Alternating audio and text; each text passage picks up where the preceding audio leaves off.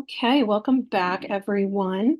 I want to thank you again for spending some time with us here at the Stargardt Summit. It was a long summit, so thank you for hanging on till the end. This is the Q&A session. We will start first by going through our panel of Q&A specialists, and I believe Sam and James Warnkin from the Blind Life will be joining us momentarily. But in the meantime, I will introduce myself, and then I'll allow our other panelists to go through and introduce themselves and what they do as well. So my name is Bailey Harris. I work at the Carroll Center for the Blind. I am the admissions coordinator.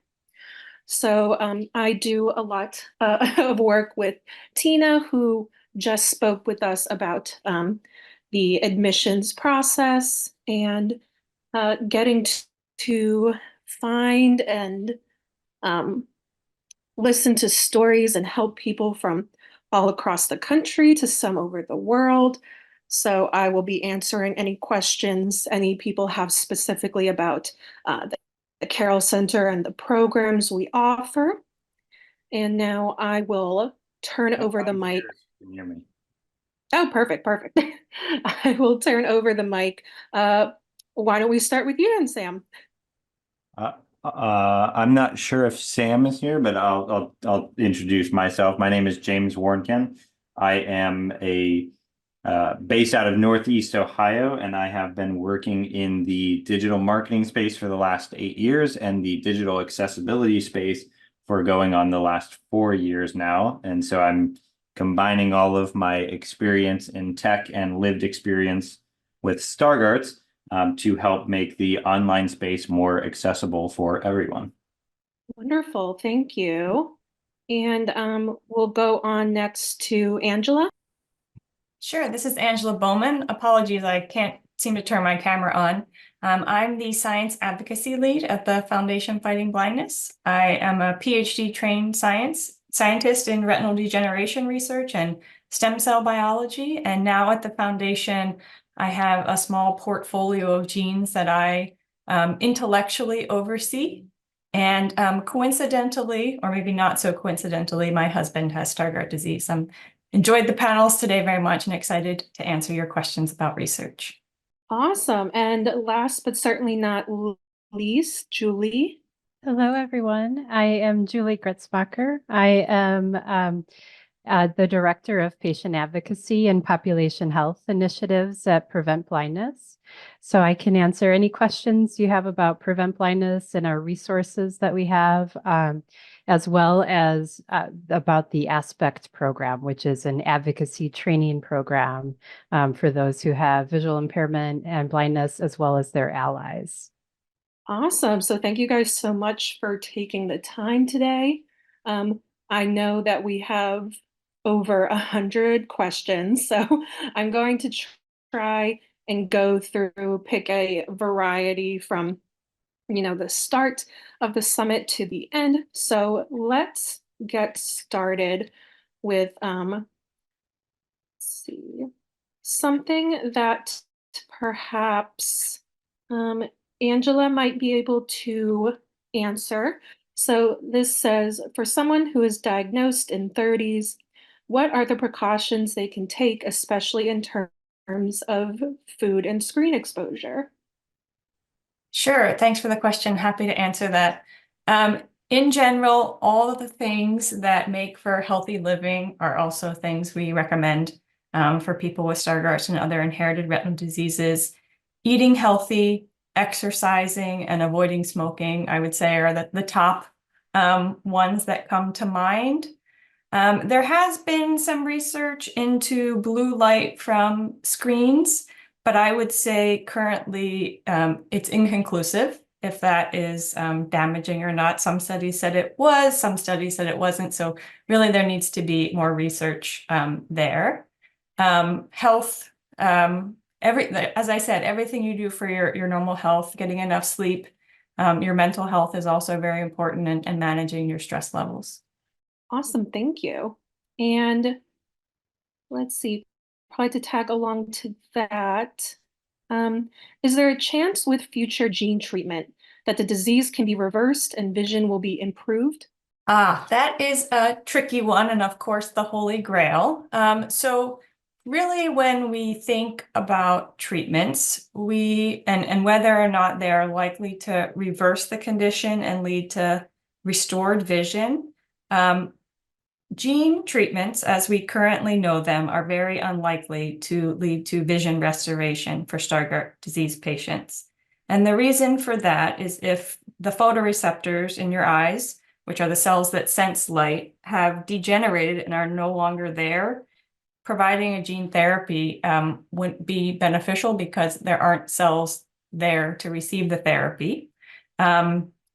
So gene therapy in general, no. Other therapies that might potentially lead to vision restoration would be things like stem cells, transplanting either retinal pigmented epithelial cells, which are support cells, to provide, nutrients and support to photoreceptors that remain, or ideally providing new photoreceptors back to the patient. That could potentially lead to sight restoration.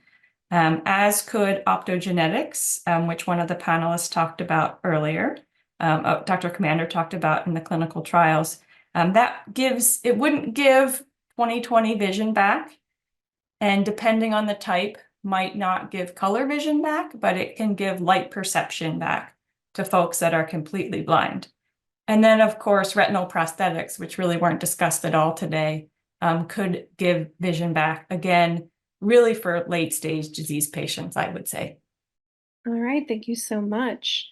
And Julie, this may be a question for you.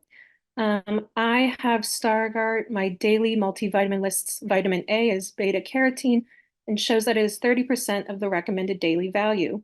Should I be taking this multivitamin at all? And to kind of piggyback off that, what kind of vitamins could you possibly be taking, or anything that would, improve your vision? I would say that there might be others on the line that are better suited to respond to that. I'm actually not up on the latest with the vitamins, but are there others that can respond to that? Mrs. Angela, I can try to take some of that. As was discussed on the call, or on the panel with Dr. Commander and the other physician, in general, taking vitamin A supplements is now considered to be detrimental to individuals with Stargardt's. Unfortunately, for some of you, and including my husband, we had been told before that it was good, but it is now not thought to not be good. So the AREDS 2 supplement, for example, does contain vitamin A. So that is something I think doctors are now suggesting Stargardt patients avoid. This is only anecdotal from my husband's experience. His retinal specialist now recommended NAC and acetylcysteine, which is an FDA-approved supplement used for Tylenol overdoses, and it's available over the counter or by prescription. And it's thought to be an antioxidant, so it helps with free radicals and other damaging molecules that are in the eye. So that's something that has recently been prescribed to him. And there are, in fact, clinical trials that are testing whether NAC can be beneficial in patients, mostly with retinitis pigmentosa. So there's a large 30-site trial called the NAC ATTACK trial, run out of Johns Hopkins looking at that. And then there's a company out of Houston who's run a clinical trial for a modified form of it called NACA for Usher syndrome, which is a retinitis pigmentosa. But in general, that is one antioxidant that folks recommend. But to the original question, talk to your retinal specialist. That's really the best thing to do. And Great advice. to add to that, my specialist even advised me to avoid energy drinks. because they tend to be high in vitamin A. So Angela, that's fascinating. I hadn't heard that. Just something that I've heard from visiting my specialists and figured it was worth sharing. Yeah, wonderful insight, you guys. And so, James, a question for you. When you travel, how do you use your assistive technology? So I am a very big tech guy, and until recently, I didn't use a cane for mobility or anything like that. I would say the biggest piece of technology that I use would be either the camera on my phone or the magnifier app. Generally to zoom in to read signs or to see things that are beyond my sort of range of vision. Other than that, I typically will try to look up maps or things like that to familiarize myself ahead of time. So if I'm in a place that I'm fairly familiar with, usually I'm using my camera, the magnifier, or something like that. If I'm in more of an unfamiliar place, I will typically have my cane with me, more as an identification tool than as a mobility sort of aid. But for the most part, I'm looking at apps on my phone or something related to that can help me with that sort of navigation. And there's quite a few companies that I've talked to that are working both the indoor navigation. Some of them are working on like technologies that when you pass through a building that they've mapped, your phone will be able to provide step directions just like maps would when you're walking down the street of take 10 steps, turn left, take 5 steps, and the elevator will be on your right. So I know there's apps like that are in the works to help with more of that indoor navigation, and finding things like the elevators or the restrooms or the counter to order or the check-in counter, things like that, that are slowly rolling out, primarily starting in the bigger cities like New York and Chicago and Washington, D.C. So technology is coming for that, but generally I'm defaulting to cameras and magnifiers and things like that. Yeah, great insight, James. Thank you. And so, for the group, has there been any research with red light therapy? Is it useful? Not? What are your thoughts? This is Angela.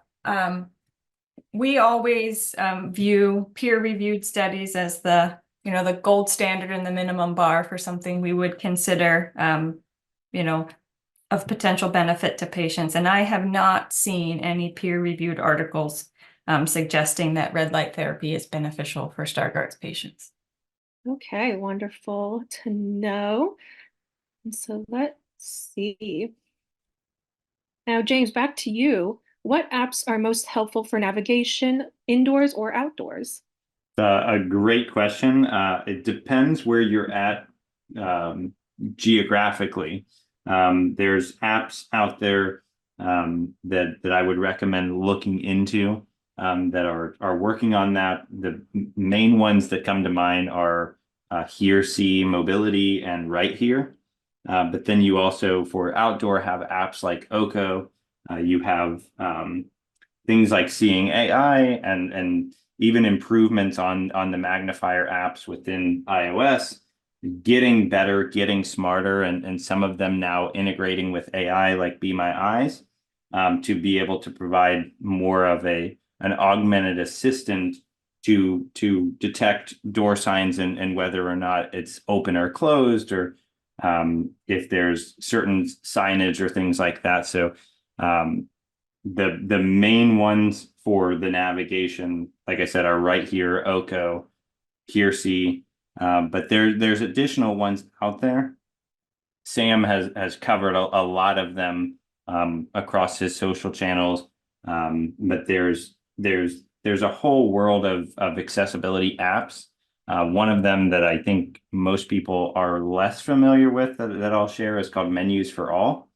And if you're looking at a restaurant or somewhere like that has a menu, you can, in most cases, access accessible versions of their menus, which for me, as a person with Stargardt's going in and having to order at a counter where the menu is hung up 5 feet behind the counter, trying to pull my phone out and take a picture of that has caused some pretty awkward scenarios where the people think I'm taking pictures of them or what have you. So I would just explore some of those apps and see which ones provide the features that you're looking for, whether it's help with crossing streets, indoor navigation of buildings, accessing the information of the organization. There's a ton of different features that come with each of those apps. Awesome. Thank you much, Sam. Let me see. I'm just scrolling through the hundreds that we have. Let's see. Okay, so kind of getting back onto the vitamins or supplements, are there any over-the-counter supplement recommendations? This is Angela again. This is a question you should talk to your retina specialist about. We talked a little bit about avoiding vitamin A and the potential for N-acetylcysteine NAC as being beneficial, but that's really a conversation that you and your doctor should have together. Yes, thank you for that. Okay, here is a recent one. How do we stay up to date with any trials that get approved by the FDA? This is Angela. I guess I can take this, but others on the call feel free to chime in. So one great way to stay up to date on trial information that's relevant to Stargardt disease is by registering for our free My Retina Tracker registry. It's completely anonymous to us, but it allows you to get contacted based on interest in Stargardt or ABCA4 when there are clinical trials that are open to Stargardt's patients or other information that's of use to you. So that's a great way of learning about it. As the panelists earlier today mentioned, clinicaltrials.gov is a great source for clinical trial information, but note that there isn't really regulation of what's on clinicaltrials.gov, so it doesn't need to be a legitimate, I'll say, clinical trial to be listed on clinicaltrials.gov. All right, thank you, Angela. Awesome. So let's see. I'm going to take a little step into the driving section. We have a couple questions about that. So regarding driving, how do you feel about bioptic glasses? I think, James, this would be a great one for you. So I actually was offered to get those glasses and take classes to be able to drive. And my immediate reaction was primarily the price. Very expensive for the glasses and the classes sort of combination. So I never really explored into that realm a whole lot. Now I did have several pairs of glasses when I was going through school that made it so I didn't have to sit in the front row and things like that. So I think it really depends on the level of vision and sort of where you're located. I have personally positioned myself sort of right in the center of what I need to be able to get to try to reduce that sort of need for driving for myself personally, but also to reduce that dependency on others and other services like that. So I haven't really dove into it a whole lot. I'm waiting for the self-driving, the full autonomy, and hopefully that there's a day where you don't need a license because the cars do it themselves. Yeah, I'm also waiting for that day. I think I want to say with how technology is going, we're around the corner, but can't say for sure. Well, But I let's would see. agree. We're starting to see driverless taxis and Ubers, so I would say we're not that far away from it. It's just a matter of there's still a lot of vehicles operated by people, so a lot can happen. Right, exactly. Well, we're hoping for the best. Let's see. I have a question here. I have Stargardts and I'm interested in getting laser eye surgery for basic visual acuity so I don't have to wear contacts or glasses. Do you advise against laser eye surgery for Stargardt's patients? This is Angela. That's not something that I have any information about, unfortunately. I don't know if Julie or James do. But again, talking to your retina specialist before considering that is my best advice. This is Julie. Angela, I would agree with you completely, and I actually don't have more information than what you've provided.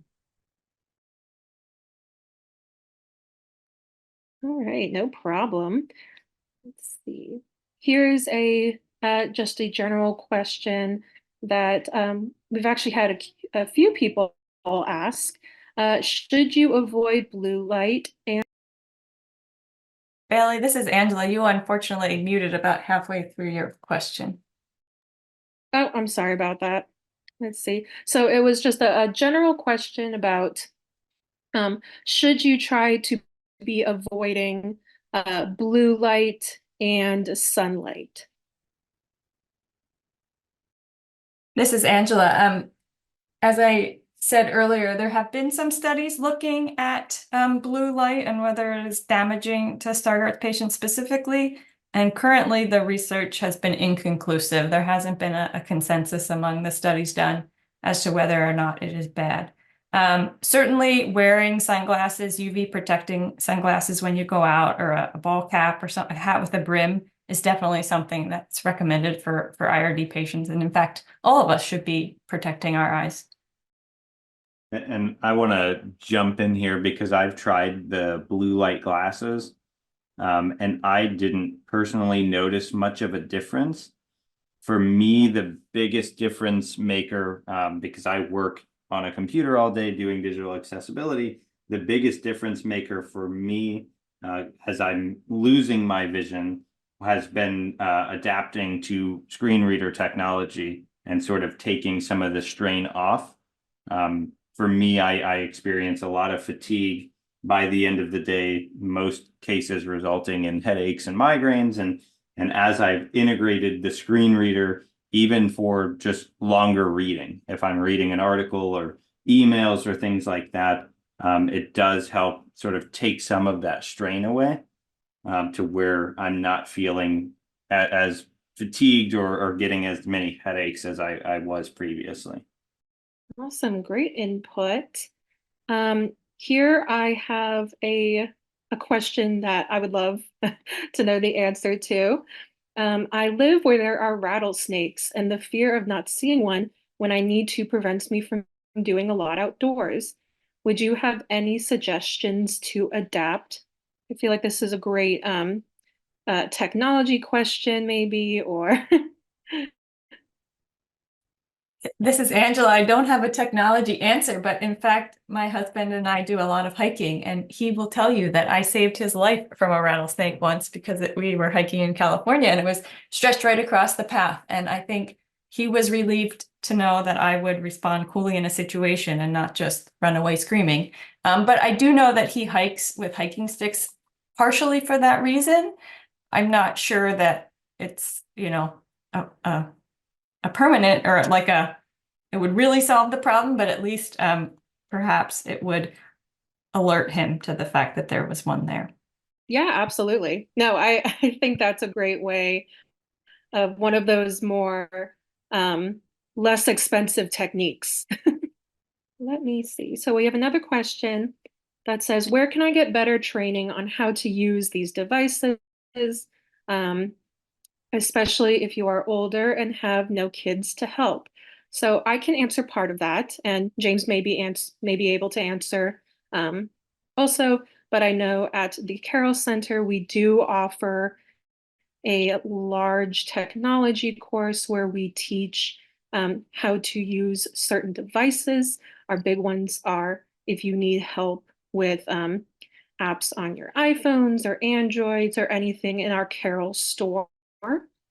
So depending on where you are located, if you get in touch with your Commission for the Blind.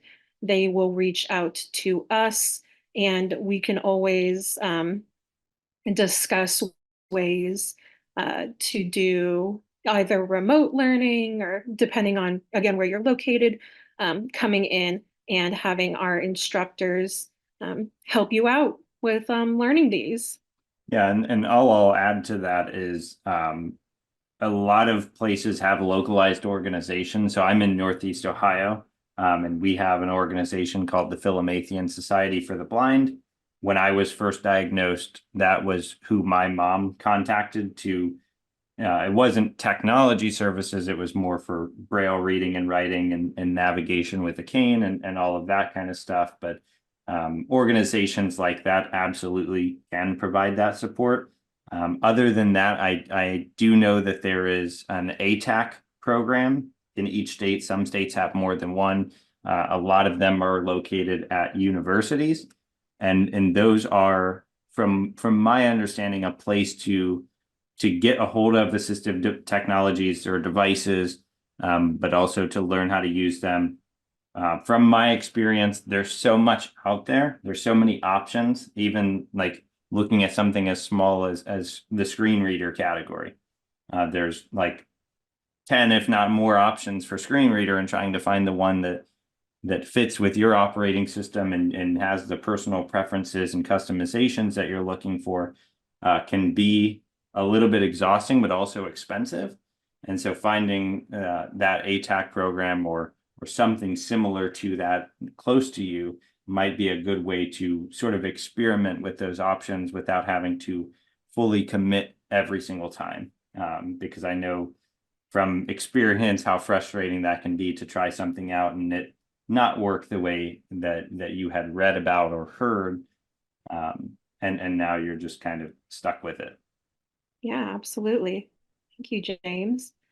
And let's see. I know we are closing out on time, so I think we have maybe enough for a couple more questions.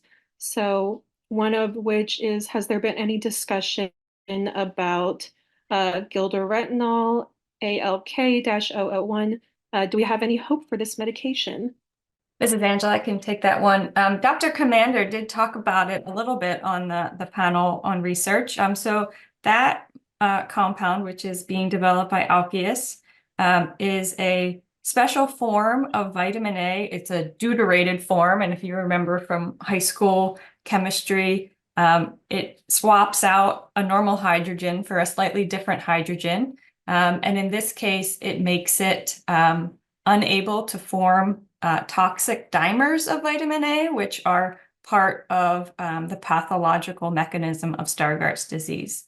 As we also discussed earlier today, vitamin A is important for the visual cycle, so we don't want to eliminate it altogether. And this molecule is able to participate in vision, but doesn't form the toxic byproducts. So they have conducted or are conducting multiple clinical trials. I think their phase 2, phase 3, or their TEAS 2, TEAS 3, and TEAS 4 trials are currently open. They reported interim results on their TEAS 3 trial, which showed in 3 patients that there wasn't disease progression in patients who've been taking the molecule for 2 to 6 years. The TEAS 2 trial is fully enrolled, and it's a placebo-controlled trial that has 80 patients with Stargardt's in it, and they're currently projecting that the data will be released from that in 2025. The TEAS 1 trial, which was the first one with 50 Stargardt's patients, is completed, and the compound did meet its primary endpoint. It showed a reduction in atrophic or damaged lesions in the back of the eye compared to untreated patients. And then the final trial is an open label one where people can sign up to take the compound, but it's not placebo controlled.